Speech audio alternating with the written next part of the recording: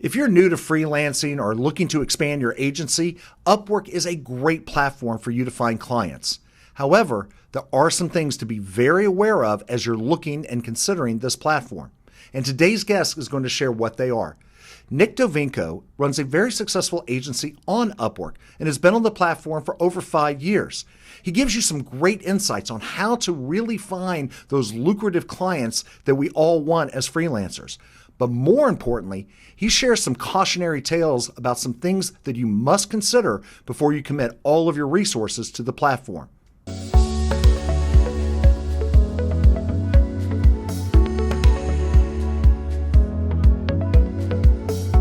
Nick, thank you so much for being on the show today. We really appreciate it. Where are you calling in from? I'm calling from Porto, Portugal. It's quite nice here. The weather is nice. Sun is shining. I just took a walk around the ocean 15 minutes ago. I'm in Porto, Portugal. Living that freelancer dream, right? Yeah, exactly.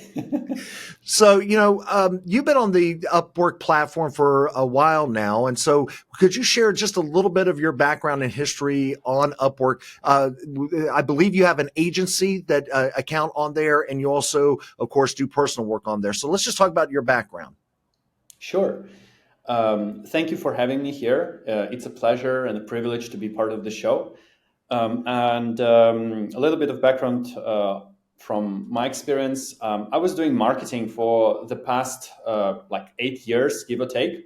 And I've been doing some work on Upwork basically from 2018. And I think around 2 years ago, things started to really kick off for us on this platform. And I think that was mostly due to the fact that we were able to uncover some of the marketing patterns that basically distinguish commodity-based services from any type of organization that were able to find like a niche and a positioning framework that really puts them in a different bucket from everyone else. So since then, we position ourselves as like a company, an agency, and like professionals who use digital marketing tools, paid media, and analytics to provide peace of mind to our clients.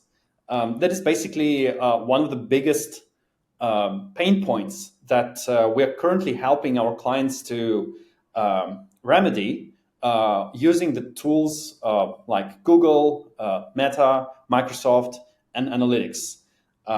Basically, people with whom we are working with currently, for the most part, are business owners who've been doing like their marketing services, marketing in general by themselves.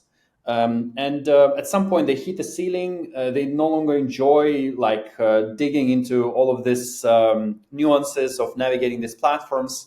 And they still have some growth goals, but they are already sort of tired and want to step off from that activity. And that's basically where we come in and where we start working. Yeah, it's interesting because it's kind of, I think your services are very valuable, and here's why. Because I think Google tries to make things as difficult as possible with the changes to Google Analytics and the ad platform. I mean, the reality is that online advertising and marketing has gotten more complex. And it really sounds like you found your niche in that space, and specifically on Upwork, being able to discern, the type of clients that you can really do great work for. Usually because there are people who are just like, I have no idea what to do. Just point me in the right direction. Help me get there. But let's talk about Upwork in particular, because you've been on the platform for several years. And so what I want to know is, if you could go in a time machine backwards to when you first started out, what would you tell your younger self? I believe you have a partner as well. What would you tell yourself when, as an agency owner, as a freelancer, that, hey, I wish I was doing this from the very beginning? Exactly. So the advice that I would give to myself, I would say like 3 years ago when we were just getting started, is something like, find what it is that you are really good at, and then position yourself to highlight that specific benefit and only focus on this one thing and basically disregard everything else. I will give a little bit of background of how we got to that and how I got to that as a freelancer. So before starting our and my entrepreneurial journey, I was very fortunate to work with one of the fastest growing and one of the most successful lead generation companies in the United States in the insurance sphere, and it was lead generation. It was pay per click. It was basically like digital marketing with like quite substantial budgets, and it's always especially when you're treating your craft seriously, it's always difficult to tell like if you're good enough, if you actually know this thing, like if you're actually ready to go there and do it by yourself. And working at this company, it's called 𝗦𝗨𝗠𝗠𝗔𝗥𝗬, actually was this sort of pivotal moment for me when I actually found this confidence and was able to say that yes, I'm ready to do it now. And I was doing some freelancing work basically before that as well. And that was the time when I wasn't that successful. I think like the total amount that I was able to earn like from 2018 to like 2021, give or take, was like, I don't know, like 20,000, something like that. It was like a little bit work here and there, nothing big, nothing specific, was like a quick fix for everyone. I wasn't really positioning myself as an expert in any specific domain. But then eventually, after I worked with this company, I realized that, hey, I actually know something that other marketers, other PPC experts, media buyers don't know. And that was marketing in the insurance industry. And that was very specific. And I just became a little bit curious, like, hey, are there actually any freelancers on the platform that position themselves as like pay-per-click Google ads for insurance agencies? And I couldn't find anyone. Like there was literally no one. Wow. Yeah. And then I started like looking in the search, like on Upwork in the search panel there. Are there actually any insurance agencies there, like looking for marketers, looking for pay-per-click services? And yeah, there were some. So if you navigate to like a filter there, let's say that says Google Ads, there are thousands of jobs every day, and you're competing with commodity-based services. Like everyone is doing Google Ads, like everyone is saying that, or like at least there are a lot of people who are marketers. They know Google Ads, like it's actually quite simple to get your certificate and start doing something in that with that instrument. But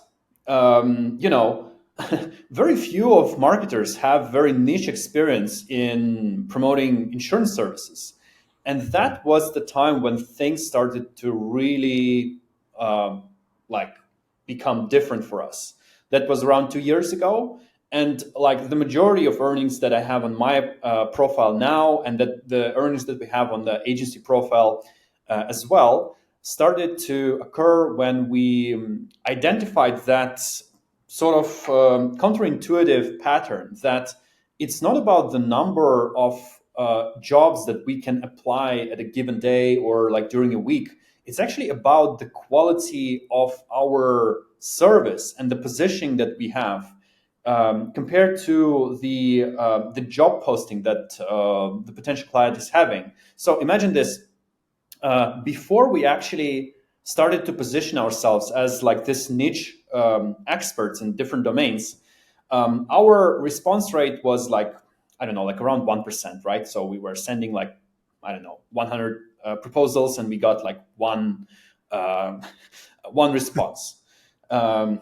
Look, it's a reality for the majority of freelancers out there.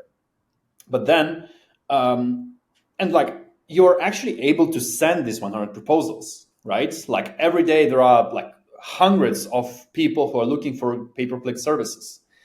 But then when I've changed the positioning, I realized that there are maybe 2 or 3 job posts every week just 2 or 3 every week. So I don't need to sort of hustle and look for them and send all these proposals every day.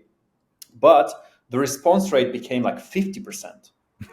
And the conversion rate was like, I don't know, like around 80%. So almost everyone who hopped on a call with me was very enthusiastic about moving forward, about learning more, about getting a proposal. And this idea that we don't need to serve everyone, that we don't need to try to catch like the whole market, but instead we need to focus and position ourselves in the niches where we really have a lot of experience in, was the thing that made a difference. So that would be my recommendation to my younger self.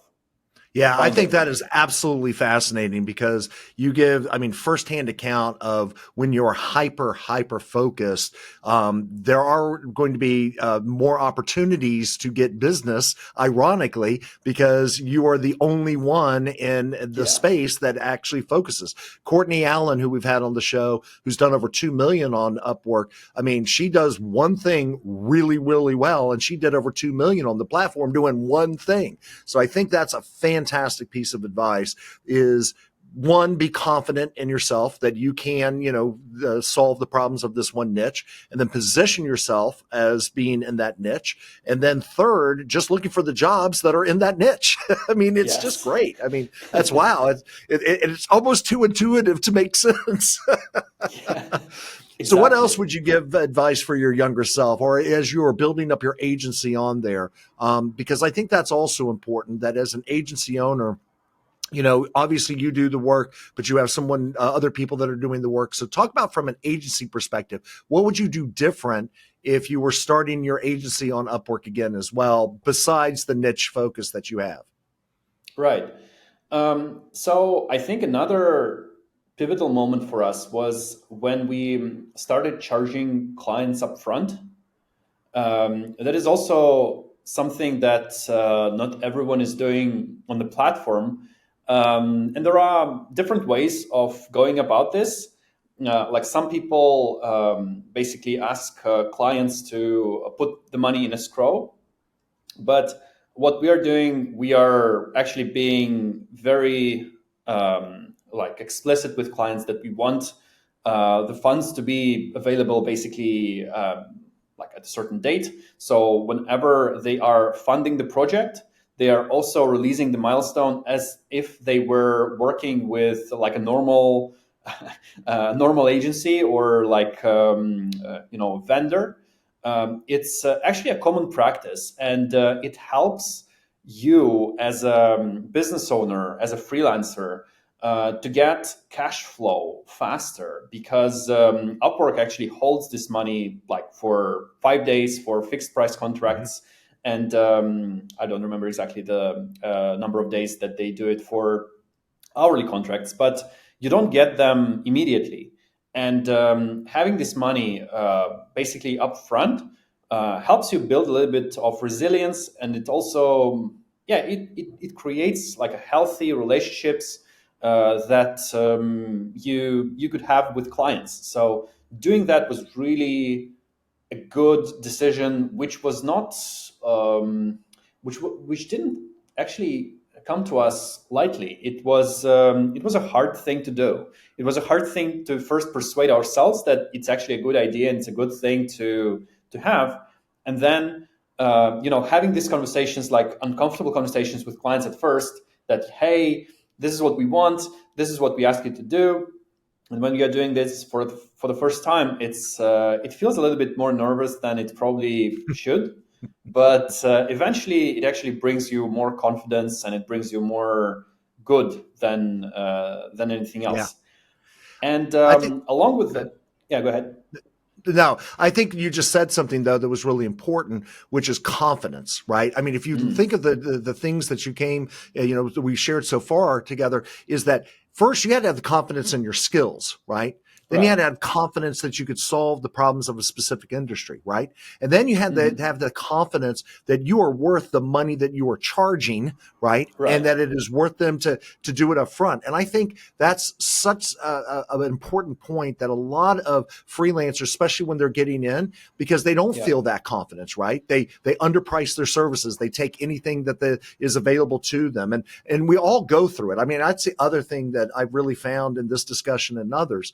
We all share that same journey, but we get more confident over time, and asking for money up front solves not only some cash flow issues, but it also indicates to the client, I am a professional. You are working Right. with pros, right? Right. And professionals, we're going to communicate. We're going to do what we say. We are experts in what we do.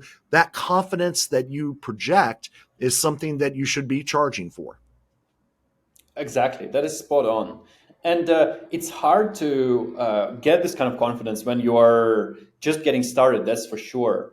And that is why actually having this niche positioning and realization that, there is maybe there are thousands of things that you are not so good at, but there's probably one thing that you are really confident that you can do, and you can do it probably like, the best.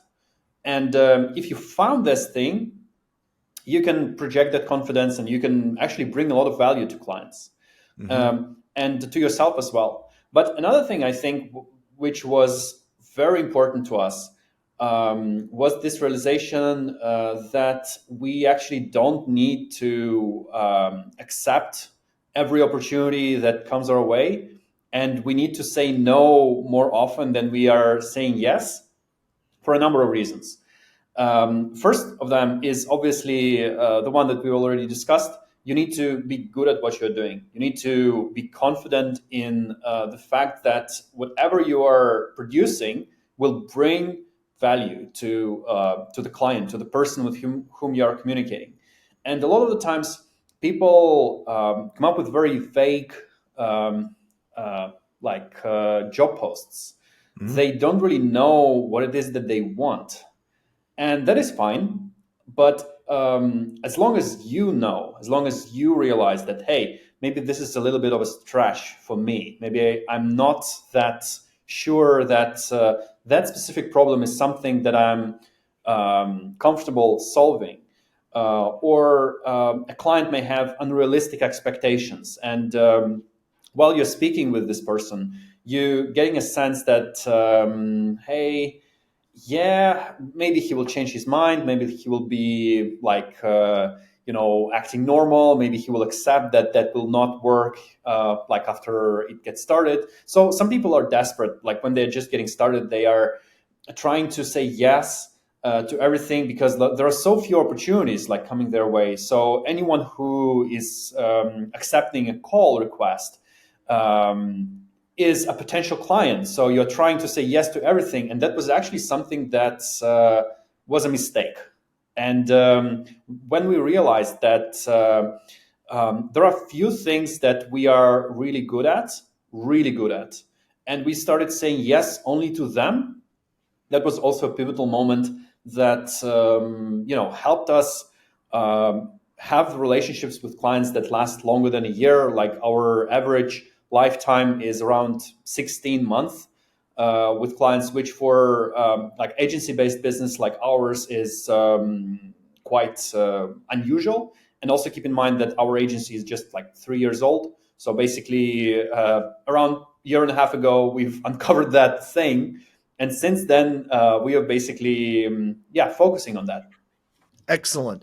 Yeah, that's really, really helpful, because I think your journey that you're going through, I think, is a roadmap for other agency owners, other freelancers to really focus in on. And again, I just come back to the confidence. I mean, and the discipline, actually. That's the thing that really is also striking me, is that it takes discipline to say no to certain types of clients, right? To say no to jobs when you're like, I don't know if another one will be there. But I think that's something that is unique about the Upwork platform that we have certainly found. there are jobs every day for you there. Now, they may not be exactly perfect, so you can be discerning, but don't feel like if you say no to this one, that there won't be another one shortly thereafter. And I think you're kind of validating that even in your very specific niche, you will find extra work. It won't be a ton of it, but you're going to close more. You're going to have more meaningful relationships. You're going to build longer term relationships with clients, and you're going to be able to excel, even though it's kind of scary to say no when you're first starting out. That's one of the things I think that more freelancers should understand about Upwork, is the fact that there are lots of opportunities out there if you're smart about how you pursue them. But the other thing that I know about you from our conversation before this call is that while you have found success on Upwork, there are some challenges that you're dealing with Upwork. So let's talk about a little bit of those challenges, because as beneficial as the platform has been, there are some things that I think freelancers and agencies should be aware of it based on your experience. That is exactly right. And my journey on Upwork actually started in 2018. And when I was joining the platform, I was comparing it with other platforms that were available out there back in the days. And I think I was comparing it with Fiverr and freelance.com. And especially with freelance.com, where, just the logic of the platform was, it felt to me a little bit unfair, where, freelancers were like, in order to have an opportunity to like discuss the project with a potential client, they had to pay like to just get out there. And Upwork didn't have that feature back in the days. And the quality of opportunities, specifically in our domain, like marketing, was different. I actually like had a lot of relationships and even like just conversations with some of them that didn't end up in a contract, but there were big companies, like growing companies. A lot of them were quite interesting, which, in my opinion, started to change quite recently. And like, to be quite frank, like my last advice to my younger self would be, if you are planning to do marketing, if you are planning to start your agency and do consultancy work for clients, don't go to Upwork. Upwork in 2024 is a different thing. And many of the benefits that the platform had actually no longer there. And I will list just a bunch of them that are extremely unfair, basically for me as a long-term user and client of the platform. So first of them, I think, is the fact that it feels like the platform has become a little bit greedy. So this benefits that I've mentioned, like the comparison between Upwork and freelance.com that were in place in 2018, are no longer there. So in order to get viewed by the potential client, the potential prospect that is there, you now have to buy connects, and you have to bid to get your proposal viewed by the client.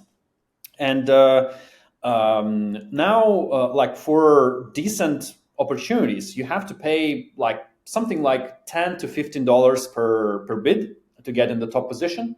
And now, since that is the case, it is not long. It's, first of all, no longer clear why you should do that, as opposed to Google pay-per-click, for example, where the prices for exposure, for traffic, are becoming more or less similar.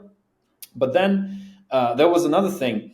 I felt when I was just getting started on the platform that not taking money from a freelancer upfront was actually very fair, because I'm happy to pay a percentage from a contract that you, the platform, created for me. I'm happy to pay you a share of the opportunity that you created for me. But now, along with that, they are also like asking to pay just to get out there before I actually started earning anything whatsoever.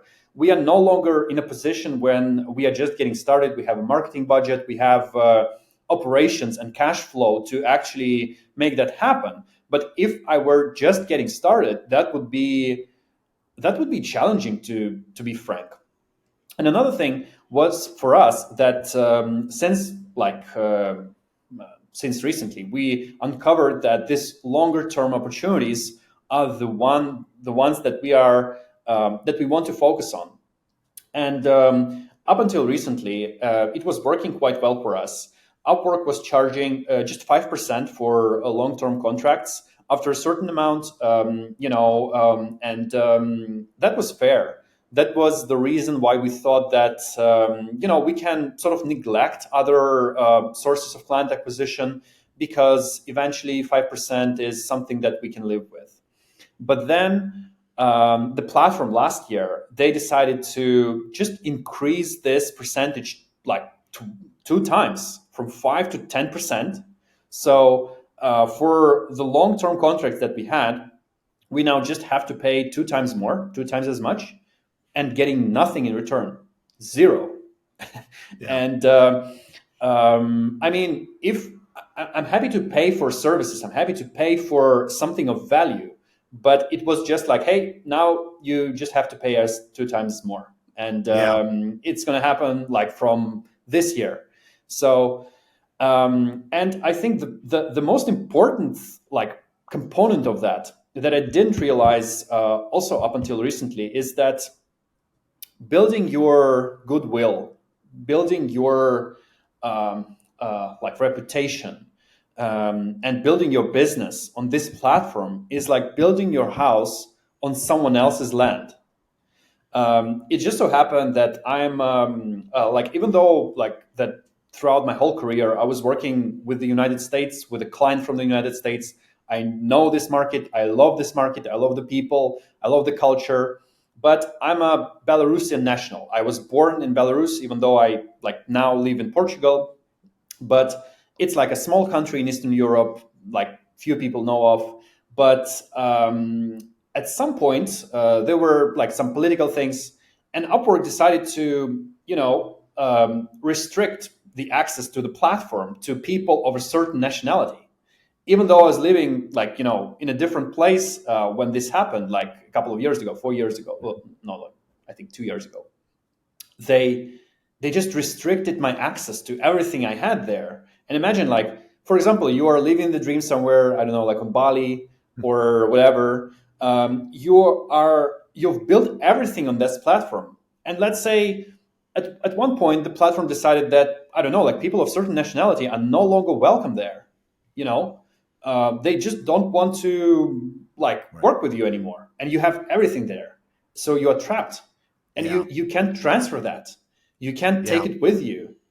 So whatever you've built doesn't belong to you. And the platform can take it away at any time. Yeah, that's a really interesting point, and you're 100% correct. And I think, I would say that yes, the connects that they now charge for applying for jobs, and in the space that we compete in, which is in the app development space, it is not uncommon for us to spend 30, 40, dollars worth of connects just to get that boost for something that's important. And so because the types of work is, fairly high end as opposed to piecemeal, maybe like $100, right? And I know that a lot of people have a feeling about connects. We think of connects as just advertising costs. And I think your analogy to Google, right? I think when connects become more expensive than if you just ran an ad on Google, right? Yeah. Which also has high search intent, then I think then you really have to make that decision. Is it even worth it? Because there are other options to reaching those people on a per click basis, if you will, which is kind of what connects are.